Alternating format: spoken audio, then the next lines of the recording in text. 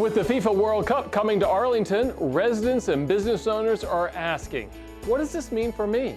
How is the city getting ready, and how will this affect daily life?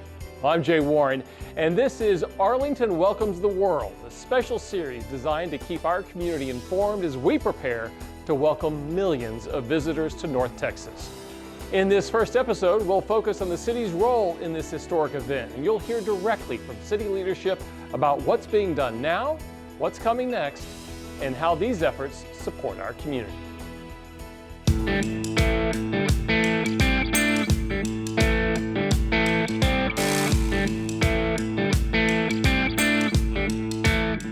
So joining us for our very first episode of Arlington Welcomes the World is our Deputy City Manager, Jennifer Wichmann. Jennifer, you have a lot of responsibilities in the city, and she has truly become all things World Cup. And that's been for a while now. How many years have you been working on this? Gosh, I mean, I think I have emails going back to like 2017 and 2018 on this when we were first getting the bid together. It's been a while. Yeah. And as I mentioned, you wear a lot of different hats because you're responsible for a lot of different departments. Putting on an event like this requires a lot of different departments working hand in hand. How do you prioritize all of that? Well, one of the great things that we have is that the folks in our departments are so talented. They're so good at what they do. They're not unfamiliar with putting on major events, so they're doing a great job.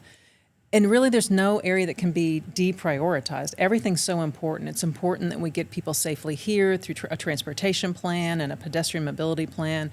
We have to make sure people are safe while they're here. We have to work on hospitality logistics and make sure that's all set. And really the venue has to be ready. And so all of those elements and more, because we want to make sure our community is looking its best and all of that, it's really essential that all of those areas are emphasized. Luckily, we have a lot of real talented people who can help put that great effort forward. Well, let's unbundle some of that. I'm thinking maybe our roads and sidewalks, water, the infrastructure, the stuff that our residents use every day but may not think about it. Sure. We invest in that all the time. Are there any special investments that are happening as a result of the World Cup coming? Yes, there have been some efforts to increase the sidewalks and the walkability in the entertainment district. So we'll certainly see that. There's some additional upgrades to overhead message boards for traffic. And we've created a new traffic management center, which helps manage traffic during all special events down there to help not only folks get in and out of those events, but help residents get through those areas quicker when they have to pass through during a major event. And that's an interesting point because people think we're investing in the entertainment district just for visitors, but our residents can go there and take advantage of all these improvements, right? Absolutely, that's very true. Yeah. Public safety is another concern. I know the city puts on major events all the time, the Dallas Cowboys, Taylor Swift, you name it, Rangers game. So we know what we're doing, but having 9 basically Super Bowls in a 6-week window is a lot. What are the preparations in a public safety perspective? Well, one of the biggest things our public safety team has had to do is figure out how they're going to staff all of this.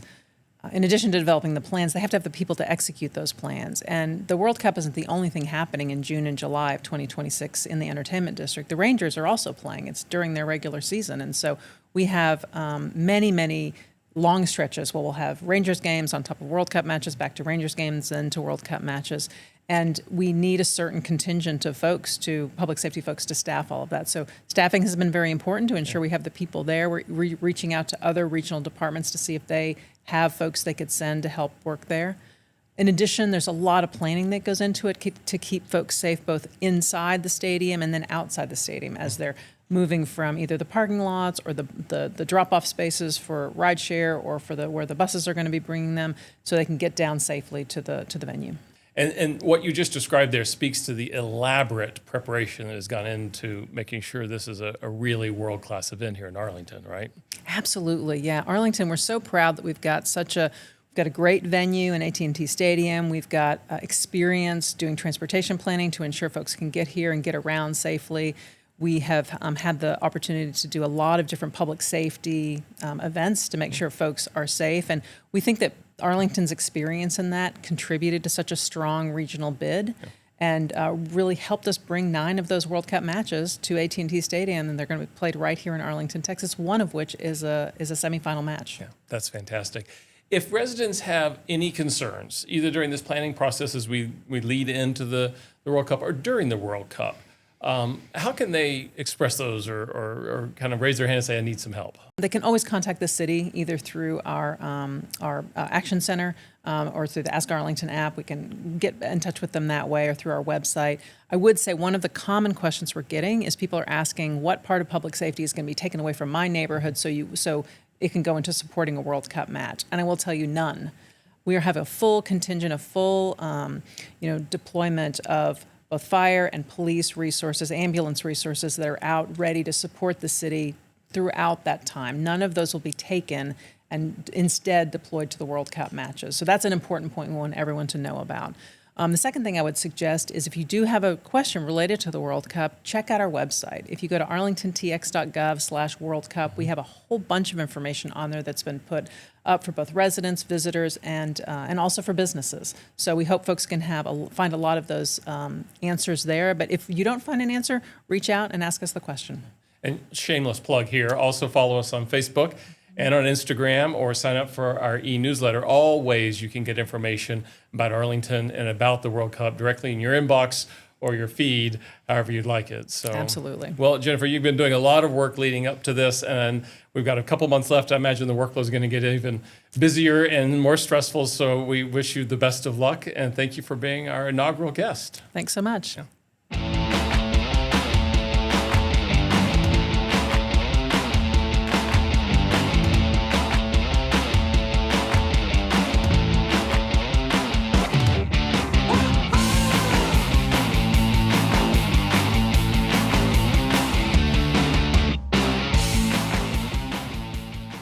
All right, let's switch gears a little bit and talk tourism now as Arlington welcomes the world. And we have with us the perfect person to answer some of these questions, Matt Wilson, who's the Executive Director of the Arlington Sports Commission. And I know you've been involved in a lot of big events through the years, but how did we land the World Cup and the most games of any city in the country? Well, I think that's the question everybody in the world's asking right now. And it's a great question. The reason being is we've been working on this for almost 8 years. So this isn't a short process. This is something where you have to show your worthiness to host something of this magnitude. Most people would say that there's an argument between the Olympics and World Cup as to what's the biggest impact, the most magnitude of any sporting event in the world. I would argue that it's the World Cup. So 8 years ago, this work started. You look at where we are in the country. You look at where we are in North America. A lot of things made a lot of sense, but we also have what I think is the greatest stadium in the world. Yeah, how much do the amenities, not only AT&T Stadium, but everything we've built out in the entertainment district, how much does that help you in selling Arlington? Well, we have great toys to play with, and credit to the citizens of Arlington for making those things happen. There's not another city in the world that has what we have. If you look at all of our entertainment district, even going into our downtown areas, what we have, nobody can match. I mean, all within walking distance. You have an esports stadium, you have Choctaw Stadium, Globe Life Field, AT&T Stadium, Texas Live, new hotels. We're really on a run here. And how much does it help for you to be able to look at someone and say, and we know what we're doing? We host these major events and we do it safely and everything just runs like clockwork. Well, I think that we have a resume that would be hard to match for anybody else. If you've had a major sporting event, we've had it twice. Yeah. If there's something that you want to host, we've been able to host it. And it's because of the great amenities that we have and our ability to make things happen. The truth of the matter is Arlington gets things done. Mm-hmm. We don't talk about it, we're about it. Yeah. So you've landed other big events, a Super Bowl, a Final Four, lots of things like that. How does the World Cup compare to those types of events? Well, we always talk about Super Bowl and how the magnitude of a Super Bowl, and certainly a Super Bowl is huge. Mm-hmm. We have 9 of them, all within a span of 30 days. The amount of eyeballs around the world that will watch this is truly a global event. And we're building our resume on that global stage in real time. Yeah, and we've got a lot of visitors that are going to be coming. How many are we expecting here in Arlington? Hundreds of thousands. Right. So what are our tourism partners doing to get ready to welcome hundreds of thousands of people to the American Dream City? Well, I think this is an opportunity for us to level up. As I said, as we're on a global stage, we need to make sure that we're ready for that global stage. Our hotels are learning how to accommodate an international traveler better. We are putting wayfinding signage all around downtown in our entertainment district to make sure that people feel welcome and that there's no confusion.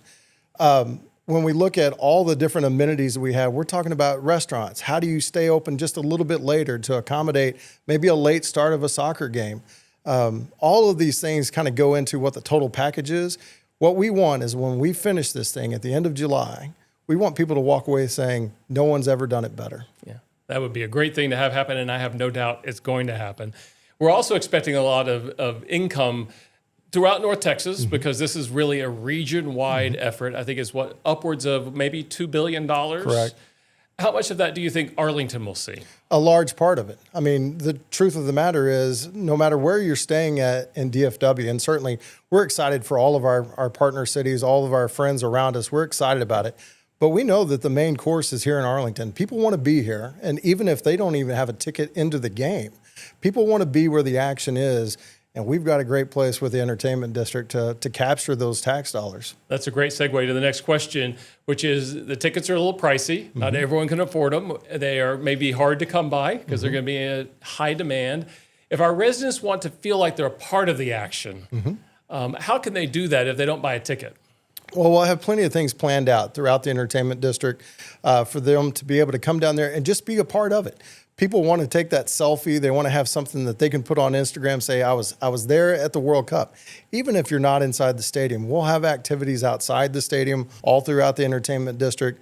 And then looking at our partner cities around us, there's going to be endless opportunities for you to interact with what could be like the Haley's Comet of sports opportunities. This doesn't come around very often. How will this help us at the end of it? It's kind of looking at the legacy of the World Cup. How is this going to help you and our CVB better sell Arlington? Well, I think, again, that this goes back to making sure that we're seen more as a global destination than what we've ever been before. And that is due in large part to the infrastructure that we've built, the opportunities that we've been able to make happen for us. And it helps us build our resume. So when we're talking about other events, we've hosted the biggest and best events that you possibly can host. You can trust us with any event that you could possibly imagine. Well, Matt, thanks so much for being here. We appreciate not only your time today, but the time you've been putting in for years now to make this a reality here in Arlington. You bet. Thank you. And of course, for the latest updates on World Cup preparations, events, and what to expect right here in our community, all you have to do is visit arlingtontx.gov/World Cup. We'll see you next time.